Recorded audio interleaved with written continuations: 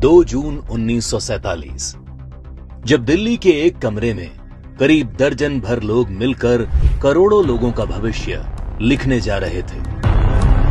करीब 1.5 दशक से मुस्लिम लीग जिस पाकिस्तान की रट लगा रही थी, वो आज कागजों में उनके सामने सच होने जा रहा था। सिर्फ 2 हफ्तों में भारत के खंडित होने की योजना पर मोहर लग गई।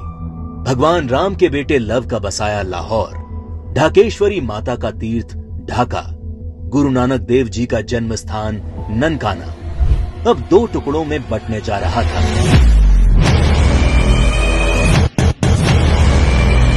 और अगर कोई इस विभाजन की योजना से अनभिज्ञ था, तो वो थी भारत की मासूम और निर्दोष जनता, जिस पर यह विभाजन कहर बनकर टूटने वाला था। 1947 को अंग्रेजों द्वारा किया विभाजन देश का पहला विभाजन नहीं था। अंग्रेज इससे पहले 1905 में भी बंगाल का विभाजन कर चुके थे, लेकिन उस विभाजन का पहले बंगाल में और फिर पूरे देश में इतना मुखर विरोध हुआ कि अंग्रेजों को 1911 में अपना फैसला वापस लेना पड़ा था। विभाजन का जो काम अंग्रेज 1905 में नहीं कर पाए, वो 1947 में करने में कैसे सफल हो गए?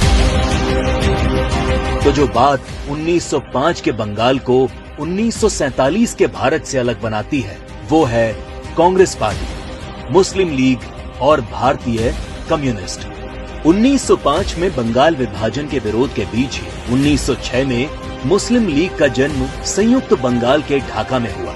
बंग भंग आंदोलन के बाद जन्मी मुस्लिम लीग ने 1909 में मार्ले मिंटो सुधार के नाम पर पृथक निर्वाचन प्रणाली मांग से शुरू करके अगले 30 साल में अलग इस्लामिक राष्ट्र पाकिस्तान के नाम पर भारत को मजहब के नाम पर बांट कर रख दिया।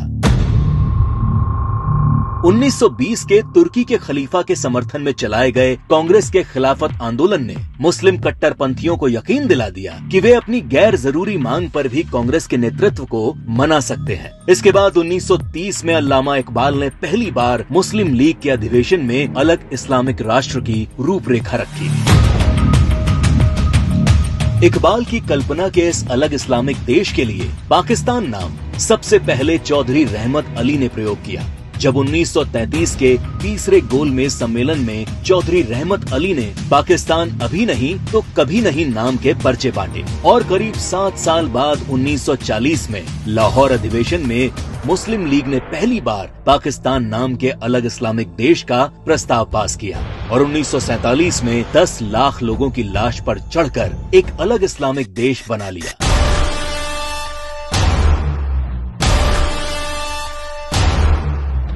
और जिस भारत ने 1905 में बंगाल का विभाजन नहीं होने दिया, वो भारत 1947 में भारत विभाजन नहीं रोक पाया, क्योंकि कांग्रेस के जिन नेताओं पर लीग के सामने खड़े होने की जिम्मेदारी थी, उन्होंने अंत समय में बिना भारत के लोगों को विश्वास में लिए विभाजन का प्रस्ताव स्वीकार कर लिया। देश तोड़ने के इस खेल में एक हिस्सा भारत के कम्युनिस्टों ने भी निभाया, जब कम्युनिस्ट नेताओं ने भारत को 14 राष्ट्रों का समूह बताते हुए भारत विभाजन को मुस्लिम राष्ट्र के आत्मनिर्णय का अधिकार बता दिया।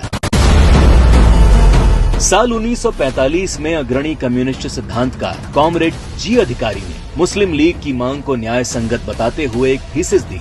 उनके शब्दों में 1940 से कम्युनिस्ट पार्टी ने ये देखना शुरू कर दिया कि तथाकथित सांप्रदायिक समस्या वास्तव में बढ़ती राष्ट्रीयताओं की समस्या है, जिसे आत्मनिर्णय के अधिकार के माध्यम से हल किया जा सकता है।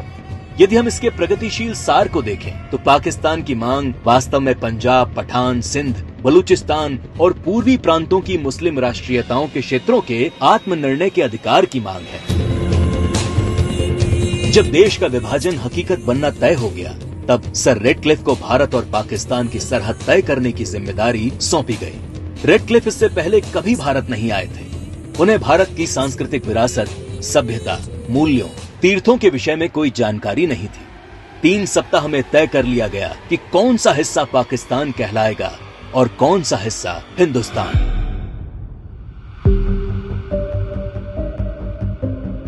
सदियों से एक जैसे इतिहास, भाषा, बोली, खान पान लिए रह रहे लोग, गांव और शहर रातों रात 2 देश बन गए।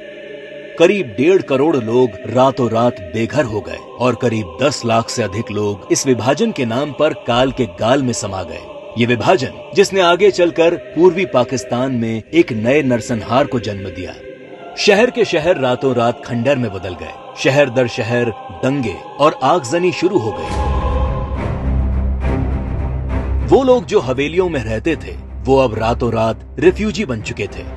अपना सब कुछ लुटाकर लोग सड़ी गर्मी और बरसात में मीलों तक फैले काफिले हजारों की तादाद में अपनी जान बचाकर चले आ रहे थे। सबसे बुरा हाल महिलाओं का हुआ, जिन्हें इस विभाजन की सबसे क्रूर कीमत चुकानी पड़ी।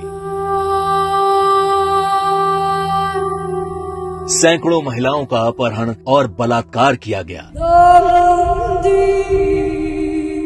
1940 के दशक में भारत की ही भांति नरसंहार झेलने वाले यहूदियों की विभीषिका को आज पूरा संसार जानता है। 27 जनवरी को आज पूरा विश्व होलोकास्ट दिवस के तौर पर मनाता है। लेकिन इस विभाजन की कभी न भूली जा सकने वाली त्रासदी को भारत की ही पूर्व की सरकारों ने कभी याद करने की कोशिश नहीं की। विभाजन विभीषिका दिवस 14 अगस्त का दिन विभाजन विभीषिका का स्मरण करने का दिन है। 14 अगस्त का दिन अटल जी की इन पंक्तियों को दोहराने का दिन है। तुम दूर नहीं खंडित भारत को पुनः अखंड बनाएंगे, गिलगित से गारो पर्वत तक आजादी पर्व मनाएंगे। उस स्वर्ण दिवस के लिए आज से कमर कसें, बलिदान करें। जो पाया उसमें खो न जाएं, जो खोया उसका ध्यान करें, जो खोया उसका ध्यान करें।